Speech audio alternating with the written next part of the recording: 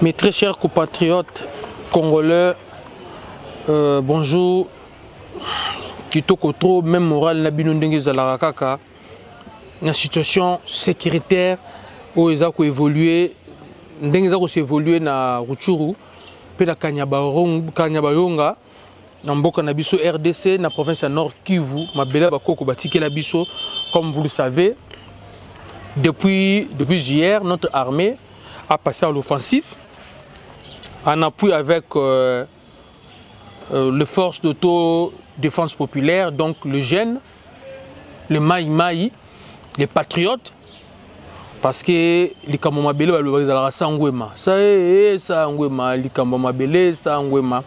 au moment où je vous parle, comme je vous avais dit précédemment, notre armée, on avait fait, c'est là qui est retrait stratégique. Pourquoi? C'est parce que les M23, les Rwandais commençaient à tirer des bombes aveuglément na kati ya commune ya Kichanga pour ne pas la population ba kufa ebele. L'armée a se retiré qui article qui bango mais a conduit article bango et l'armée avait signalé à la population: vous devez évacuer parce que nous devons revenir récupérer.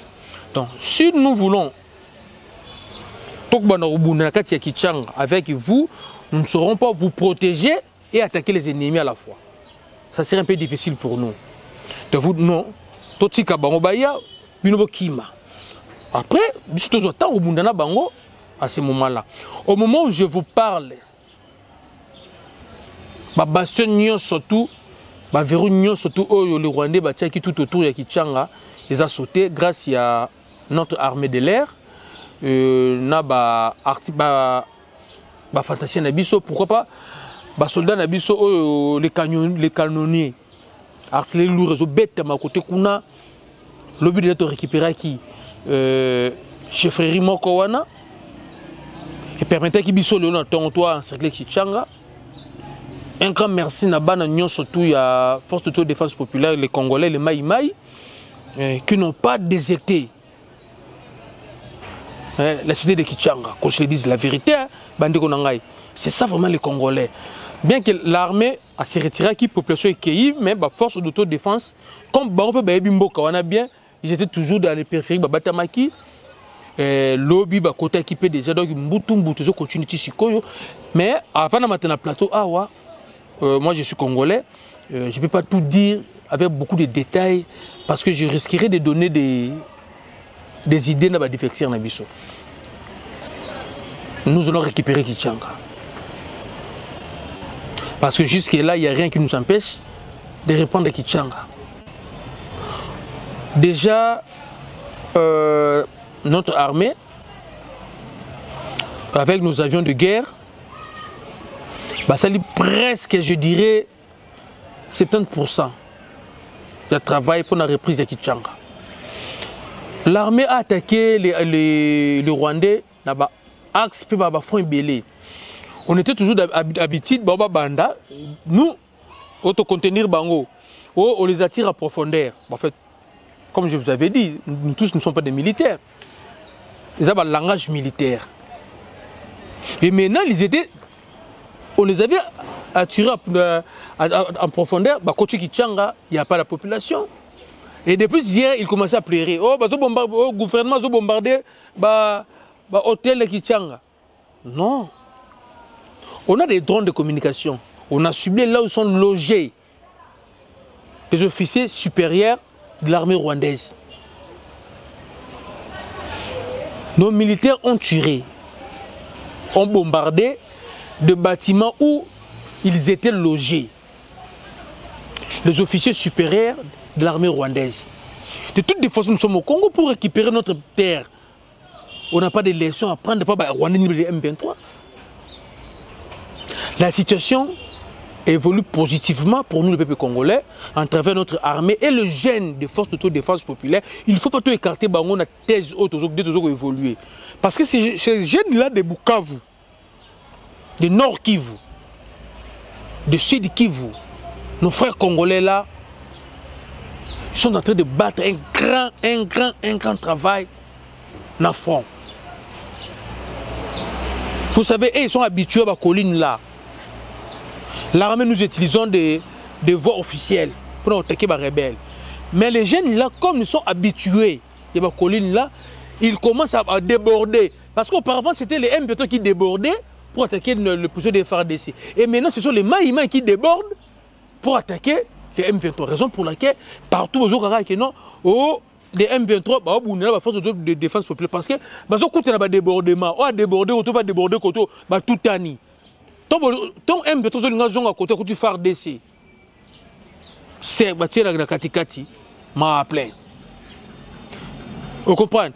Vraiment, côté wana, vraiment, je pense, quand on aussi c'est ma camu, bah jeune wana, faut tout la canne à bango. Faut tout la canne à bango. Il faut bien intégrer l'armée. Bah il y a des régions très bien, pas possible. Bah de kunanga. Il y a des talents, des gens qui tournent à est. Bah non comme mon a bah moteur bah monteur wana. Bah maman bah guerrier na butu. Kaka Kichanga est tombé. Mais on a vu sur la moto, on a contourné Kichanga, la Bangomba. On a contourné Kichanga, la Bangomba, la moto. Donc au moment où je vous parle, armée à Fongola qui sont 7, ceux qui 8 francs. Dans le niveau qui est Kichanga, il y a 3 francs. Dans Kichiche, il y a 3 francs. Entre Massis et Nani, il y a 2 francs. Et les M23 sont débordés, ils sont débordés. Ils ne savent pas que Ndokobunda wapi, Bazonga wapi. J'ai toujours dit. Si on accepte, on dit oui, qu'on commence la guerre avec les M23. Bon, ça, une semaine. Parce qu'en termes d'effectifs, ils n'ont même pas 10 000 hommes. Je pense même pas à 5 000 hommes, le M23. Je pense même pas. Alors, vous n'avez pas 5 000 hommes. Nous, on avait déjà 150 000. Si on prend plus les... les 9 000 ce soir. Même si on a 9 000 sous lobby. Même si on a des lobbies. Tout dans les 170 et quelques mille. Si on prend rien qui est 20 000 hommes. Tu es contre Yabango. Tu as même fait l'équipement. Il ne faut pas oublier, nous c'est le gouvernement. Nous c'est le gouvernement. On peut sillonner partout. Nous c'est le gouvernement. C'était ça. On ne devait pas seulement se défendre. Il faut aussi attaquer. La meilleure défense c'est l'attaque. Et depuis hier, nous faisons 7 francs pour récupérer Kichanga et Kichiche. Et il y a des faits partout. Dans les colons a vu Zobouaka. Na sebo acté lourd Zobouaka. Il y a des trucs là, mais on a complexe en boka outil binobi mais moi très mboka. Papa bakano zobeta 18 km. Vous comprenez? Aux gens allaient au petit canot tout. Tu n'es pas en Gili. Nous avons un camp Kokolo à petit canot. Vous comprenez? Bah, tu n'as terrain Sainte-Thérèse quoi? Soit canot en ande sukoyo. Je sais la musala kuna. Bon, on a comme M23. Oh, bazo bombarder biso. Na bazo nezo papa na Kichanga il y a pas un citoyen congolais Kichanga. Ceux qui sont à Kichanga, si ce ne sont pas des FARDC, ce sont les jeunes d'autodéfense populaire, des Maïmaï. Ce sont des guerriers, basés en front. Il n'y a pas un citoyen civil qui quitte la cité Kichanga. Beaucoup se sauté. Plus grave encore, qui est côté cité à Monisco, là où il y a les réfugiés, déplacés, qui barrière na bango wana pour bundana FARDC pour na boule que ce FARDC a bêti et que ju bango ju ba réfugiés ba notre la FARDC zo bomba population. Parce que contourner bango. Je peux FARDC pas déborder bango. Koto 3 chars de combat zoya, 3 chars et zoya, des avions de guerre likolo. Et zoya. Na sima koto 4 hélicoptères de guerre, 4. Et bima koto. Na mpandi koto FARDC nani batakan kokolo babera makayabu infanterie continue makolo koto kuna pona ko kitela ba ravi ko ba kima mai pas au mata bozo siko d'expliquer bien bien. Vous voyez la zone de Kichanga à 2 km Kichanga ka Monisco batu baki vanda kuna butumezo bunda koto tant mo te peli bango bazuma minduki na ba ba ketia liboso ya ba kazi ya ba déplacer pour ceux qui faire des attaquer bango na ba déplacer ba kufa bango bazwa raison et maintenant faire de ça fait quoi aye na ba char a bloquer kaka bango attaquer bango te a déborder bon ndenga sima koto et les hélicoptères ndenga sima koto zo attaquer bango awa koto yo ndenga likolo ba avion ils ont bombardé bango ndenga CC ya CC koto yo ba fantasy ba côté makolo ce qu'on a kitanga nati ndenga sima mukongo kitanga là il y a des collines les a place au couloir ba tikeli ba kima so na couloir on faut kitaka bo kita so boto mino kita na mbango wana et maintenant les mai bazo mata plus grave encore les mai ba yebi mboka raison pour laquelle on a capturé des militaires rwandais et des militaires ougandais. Parmi des morts, des soldats où on est entré de... il y a des militaires rwandais qui Koufi. On demande est-ce que c'est vraiment des militaires ougandais? Il y a des militaires ougandais. Il y a des Rwandais, il y a des survivants qu'on a capturés. Dans le niveau qui tire chez Kuna, moto sous ce pays. Montepelli, comme le communiqué M23, nous, on a besoin de récupérer notre terre. Est-ce que soit bombarder la position de Kitisse, tout bombarder la bombe de Kitisse, pour tout bengana bango. Parce que même Kitisse, la population est surtout qui mana bango. C'est un problème. Le chef de l'État, Félix, il était avant-hier. Il était devant le jour échange de vues entre Bissona, ambassadeur, Yamoukil Moumakadina RDC, à Solina Bango, c'est bon clair. Abi, lobby, Lelo, na lobby Zoya. Yé, na ba compatriote, ne surtout ba Congolais. Moutou mokote à côté, Kalaka Kondima, ko cédé centimètres ma belé na biso. Parce que na Rwanda, il y a un ministre rwandais des Affaires étrangères. Ils ont dit que non, le Belge, des provinces, il y a Rwanda, au Congo, le Belge, un peu colonial, des provinces, il y a Rwanda, Rwanda. Alors nous, que non, s'il faut discuter ou à réclamer, je pense que ce sont les Hutus. Il ne faut pas réclamer. Parce que Rwanda, c'est un Hutu. C'est un tout cité. Si la province est la province nini. Raison pour laquelle on a compris les idées. Machiavélique et Paul Kagame. La guerre, la guerre sur la suprématie sur notre région, qui veut être grand et fort dans la région, et c'est la guerre économique. À cause de ça, Qatar, Kazana or, Azanina or. Parmi les capturés, on interroge, c'est les majors, c'est les colonels Nzenzi. Nous avons recruté au Rwanda, à cause de boulot na Congo. Société minérale, ils ont pris des jeunes Rwandais là-bas, à cause de Congo, il y a un centre de formation. Allez, il y a une guerre. Vous comprenez?